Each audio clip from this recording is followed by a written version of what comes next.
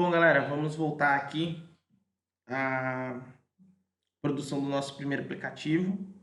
Então, por enquanto, vamos fazer uma aplicaçãozinha aí bem simplesinha, só para a gente ir conhecendo a ferramenta, conhecendo algumas ações que ela faz. Então, hoje, né, nas últimas aulas montamos os arquivos, hoje vamos montar aqui uma interfacezinha rápida. Vou usar aqui, como vocês já viram, o Bootstrap. Fazer aqui duas inputs, um botãozinho de somar e um inputzinho só para receber o valor, tá? Fazer uma calculadorinha aí de soma, porque a ideia não é complicar por enquanto nesse primeiro aplicativo, a ideia é a gente conhecer a estrutura, entender como faz os testes, né? E toda essa parte, beleza? Então, por enquanto, ainda não vamos complicar nos aplicativos. Então, aqui eu vou tá só colocando aqui uma container.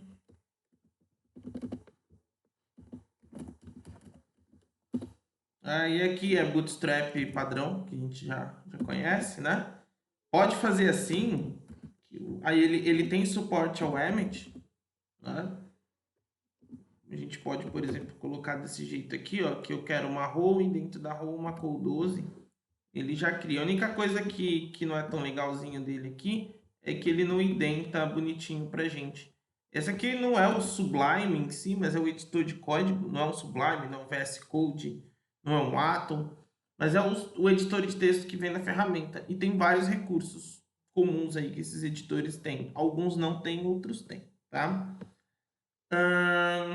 Eu vou colocar tipo um H2 rapidinho, só calcular, por exemplo. Então, coisinha simples aqui, só para a gente tendo alguma visualização, né? Se quisesse colocar um Jumbotron, né? Vamos colocar então, vai. Ponto Jumbotron.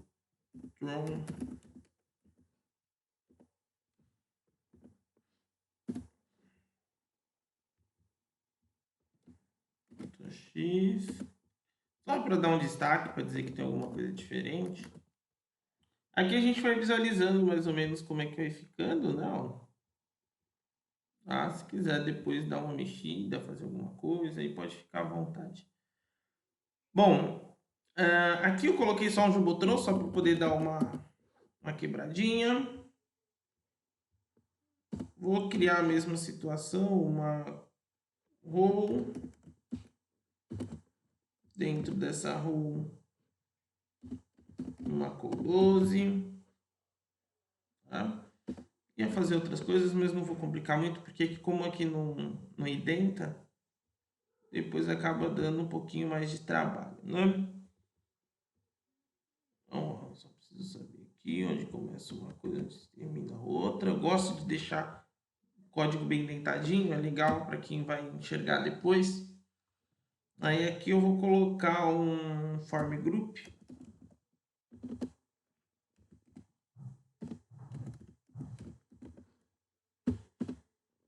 Dentro do form group uma label. Chamar aqui como valor 1. Tá? Fazer uma coisa bem simples aqui no primeiro momento. Tá? Uma input. Type. Vou colocar do type number por enquanto, mas é bacana que o type number vocês vão notar que quando vai no aplicativo, ele já chama um teclado numérico. Uma classe, um form group, form control. Já fica bonitinho. Tá? E aqui eu vou aproveitar essa row e vou fazer uma cópia dela aqui, dessa linha. Fazer o valor 2. Fazer bem dinâmico, tá? A ideia é fazer bem de boinha, rapidinho. Que ele é mais para um exemplo, né? Aqui dentro, vou aproveitar inclusive a formatação do form group. Vou colocar um button. Vou colocar aqui ele que vai ser somar.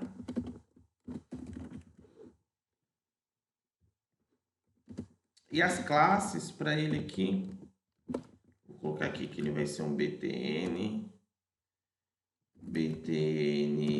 colocar ele azulzinho, BTN Primary, e vou colocar ele ocupando o bloco todo com BTN Block.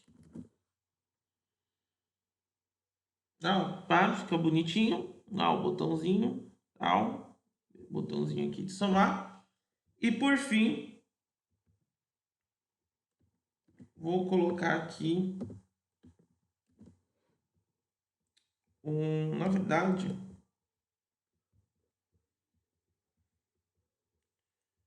vou vir aqui pegar um input desse.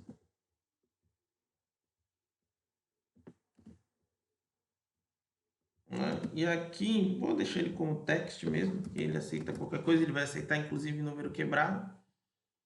E vou dizer aqui que ele é um read-only, que nem é somente leitura. E aqui eu vou dizer que ele é o resultado. Ctrl S. Não foi aqui, às vezes acontece. Vou dar um save all aqui para salvar tudo. Pronto, ó.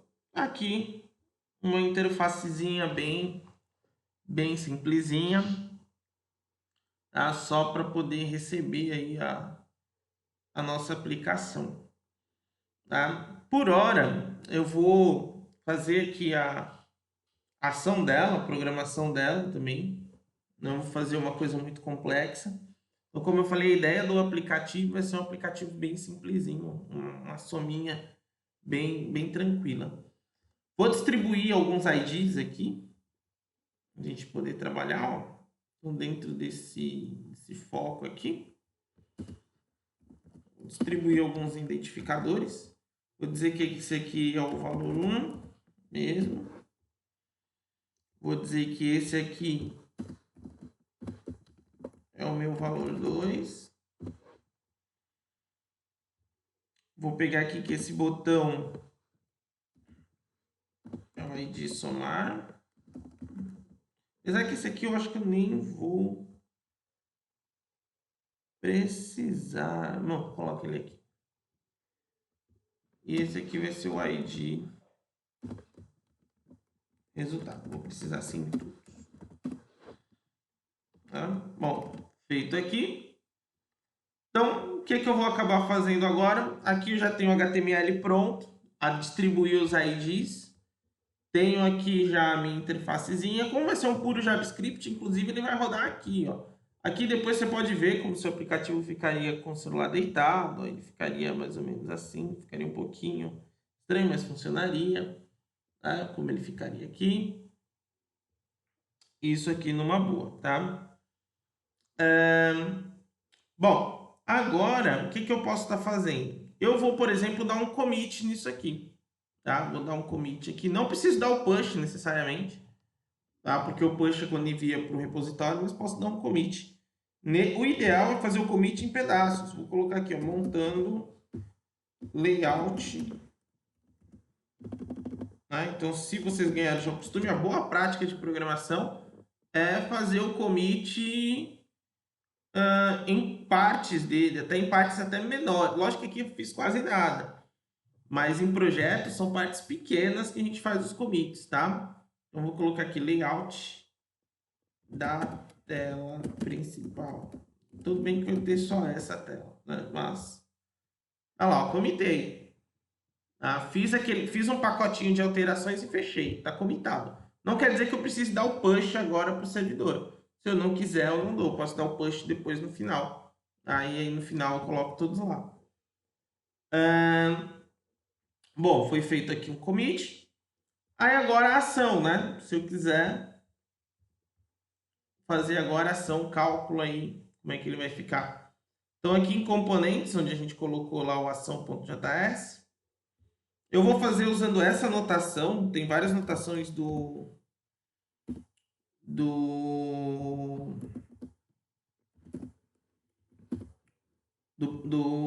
jQuery, né? Eu gosto de trabalhar assim, document.on.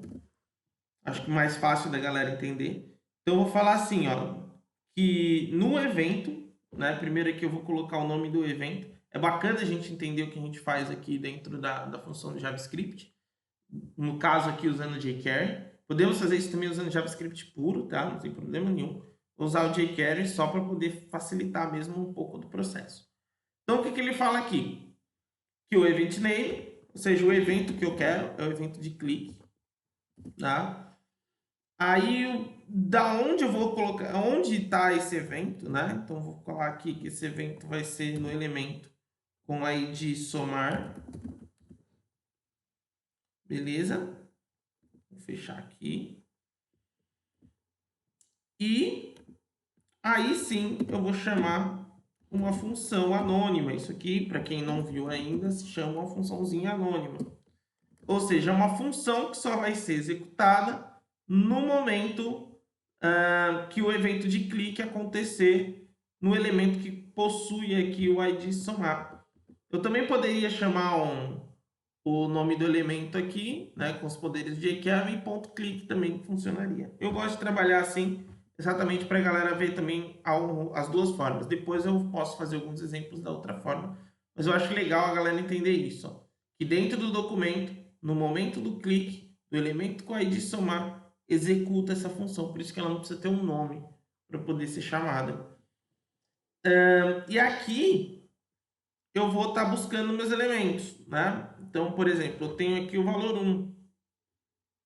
Então, esse valor 1, eu vou, por exemplo, aqui, ó, vou usar o var. Ah, professor, eu já vi um monte de lugar, galera usando let, né? E usando const para as constantes e let para as variáveis.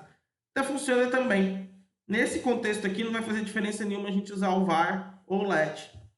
Tá? Aqui no caso, como normalmente em algumas aplicações, o var a gente vai acabar usando para variáveis globais, o let para coisas um pouco mais específicas, principalmente aí quando for lidar com TypeScript e tudo mais. Por hora, como é um JavaScript com jQuery bem padrãozão, pode usar o var aqui normal, tá? Por enquanto vou estar usando o var aqui direto. Vou criar o var aqui chamado valor 1. E aqui eu vou pegar o elemento aqui do jQuery, né, que vai ser, no caso aqui também, em algumas situações não vai fazer muita diferença usar a simples e a dupla, só nas situações específicas, né, quando uma está dentro da outra e tudo mais, que a gente tem que tomar alguns cuidados. Mas aqui eu vou falar que é o valor 1. Inclusive vou manter um padrão, eu normalmente uso mais aspas duplas, acabei não sei porque eu coloquei aspas simples aqui. Normalmente acabo usando mais as duplas. Tá? Valor 1 ponto val. O ponto val, não sei, quem não sabe, ele puxa aí o valor do elemento, né? O value do elemento. Então, são para elementos aí que são de formulário, tem o val. Né? Então, por exemplo, input tem val. Agora, se fosse uma div, teria o text. Né? Se fosse depois também lá no JavaScript puro, text content. Então, aqui, vou puxar o valor 1, vou fazer de uma forma aqui que fique fácil de todo mundo entender o que eu estou fazendo. Não vou fazer uma programação muito rebuscada, mas o importante é entendimento, tá? Vou colocar aqui o elemento com id valor 2. Também vou chamar aqui o ponto val. Beleza? E aí eu vou criar aqui, né? Vou chamar aqui vou fazer assim mesmo, vou fazer através de uma variável. Poderia fazer já direto uma continha ali, mas vou fazer uma variável chamada resultado, que vai receber o parse float, né, do valor, ou seja, do valor 1, somado com o parse float do valor 2. E aí,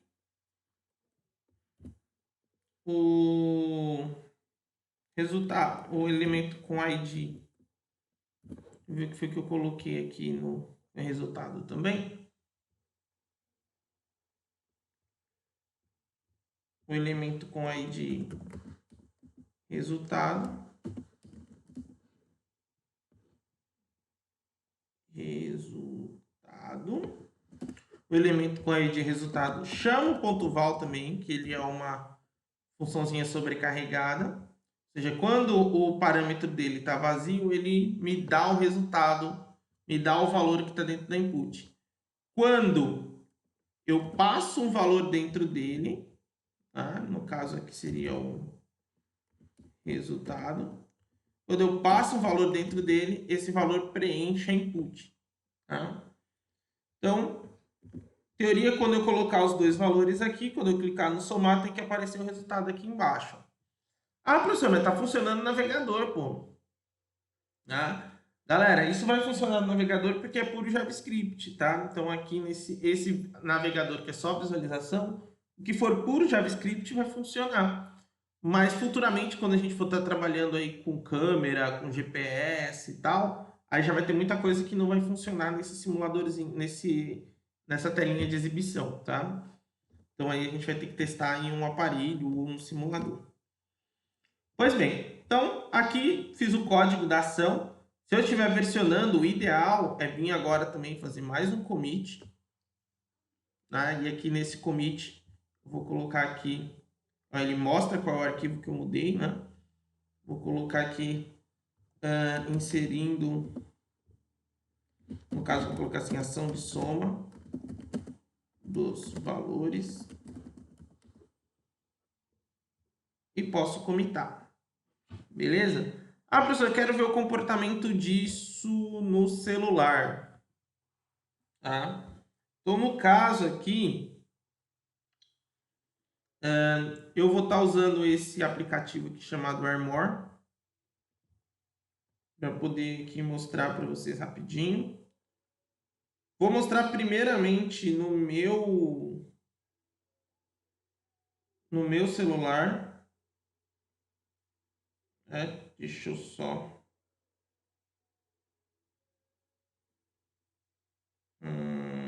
abrir aqui o Armor.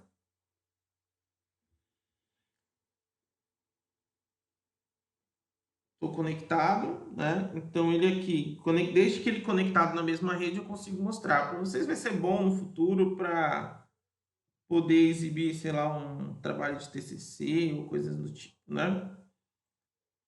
Aí ele vai mostrar o que está na minha tela no momento. Então aqui está o Harmony, inclusive eu acabei colocando 2 vezes o ícone dele. Vou abrir aqui o Monaca. Eu acredito aqui que já está com a minha senha. O Monaca Debugger. Aqui eu tenho a listinha de projetos que estão nessa minha conta do Monaca Debugger. Eu escolho o projeto que eu quero, ele vai sincronizar, buscar lá no servidor, fazer download. No caso, essa aplicação aqui, boa parte dele já estava. E aqui, ó, quando eu clicar no botãozinho, ó que bacana, como já está lá number, ele já identifica que é o teclado numérico. Isso que é bem bacana, então eu posso colocar lá um valor, ó, por exemplo, 23. Vou lá no próximo, ó, coloco lá 60.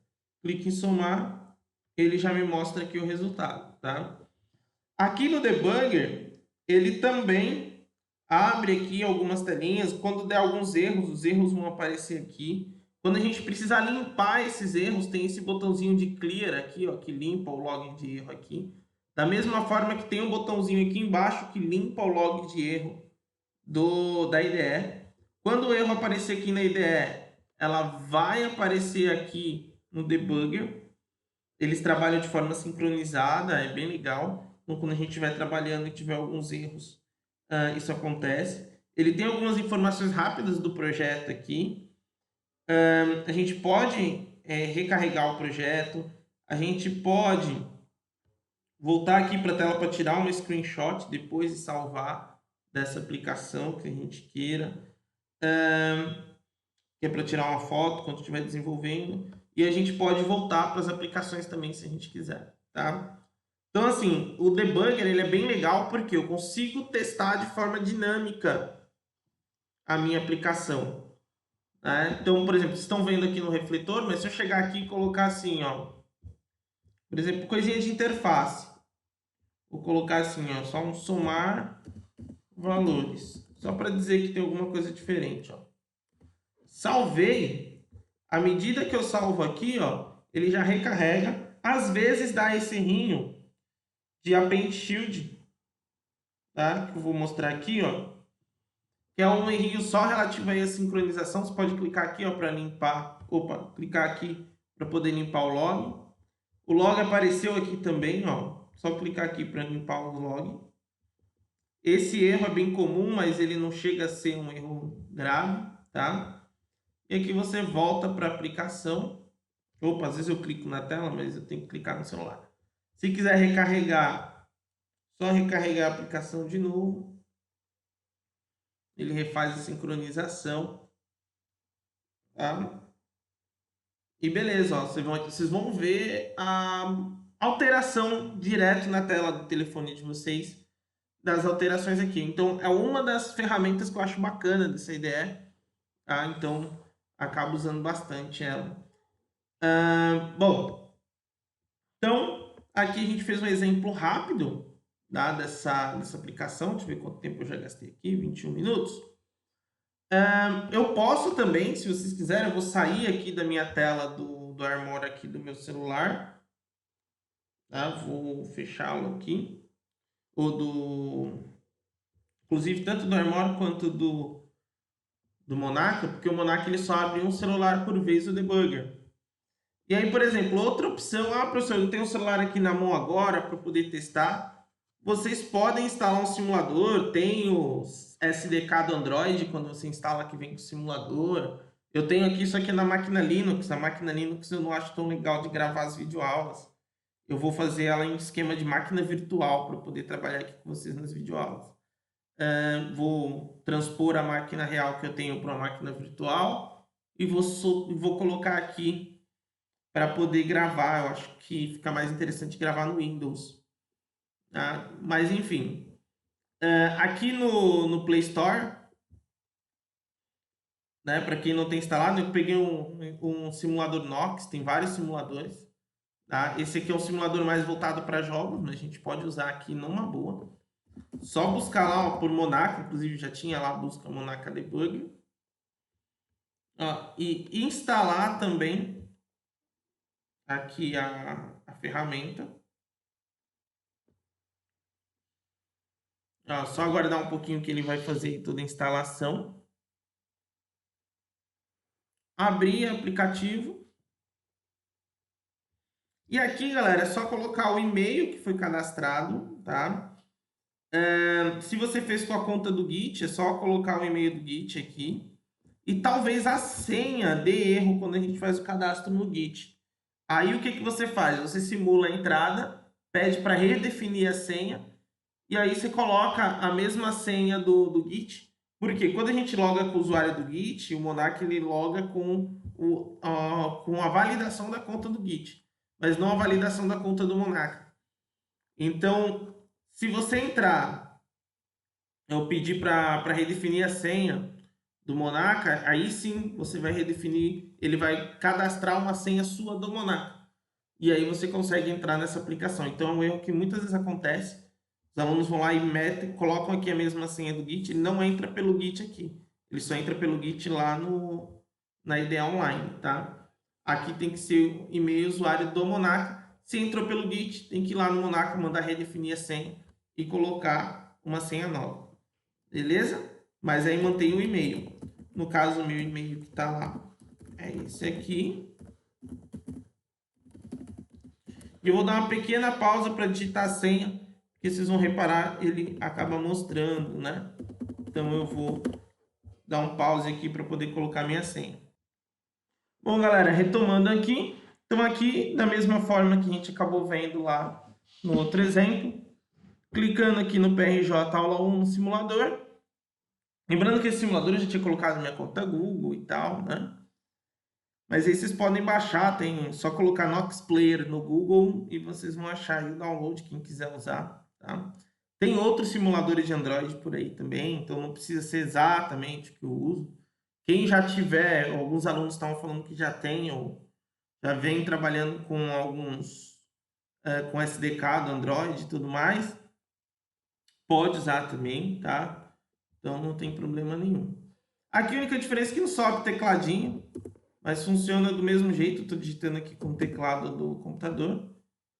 Deu um errinho aqui dele de reconhecer uma viewport, né? O argumento aqui da viewport. Às vezes acontece em alguns celulares. Não vai fazer muita diferença na nossa vida, mas eu acho que essa viewport aqui, ó, eu acredito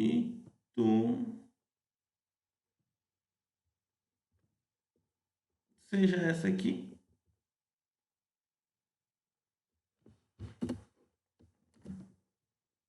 Deixa eu ver se é só isso. Não muda em nada a vida de ninguém, tá? Aí só para fazer o errinho sumir desse aqui.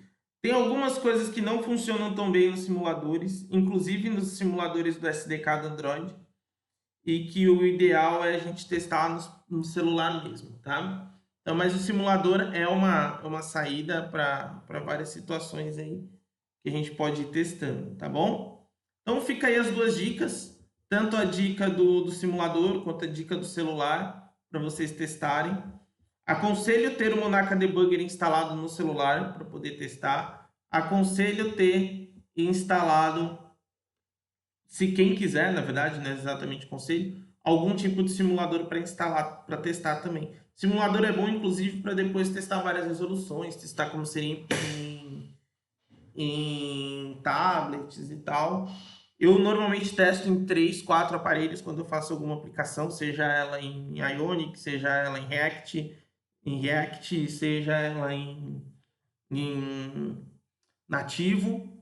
Quando eu trabalho com alguma delas, eu sempre testo em mais de um celular, pelo menos 2 ou 3 celulares, e o resto eu faço testes aí dentro de simuladores, tá?